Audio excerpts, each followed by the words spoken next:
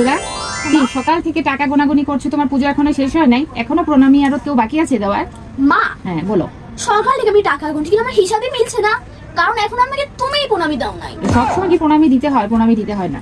হ্যাঁ প্রণামী দিতে হয়, পুষো বছরে একবারই আসে। উড়ি বাবারি, এখন তো অনেক টাকা হয়ে গেছে, কি করবে টাকাগুলি?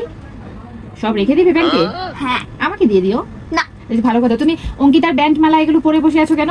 মা অঙ্কিতার ঘুমিয়ে আছে, এই শোনা বুঝছি, আমি ওটা ছোট। ওরে বাবারে, ঠিক আছে, সবাই তো তোমাকে অনেক টাকা দিয়েছে, আমি তোমাকে অনেকগুলি কয়েন দেবো, তুমি এক হাতে যতগুলি নিতে পারবে সব তোমার, নেবে?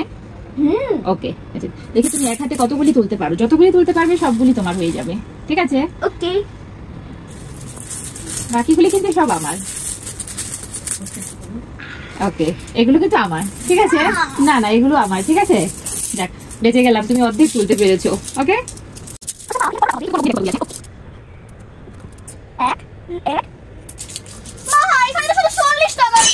এটা তো আমার দোষ না, তুমি বলেছো তুমি কয়েন নিবে, আমি কয়েন দিয়েছি। তুমি আমাকে ঠকিয়েছো।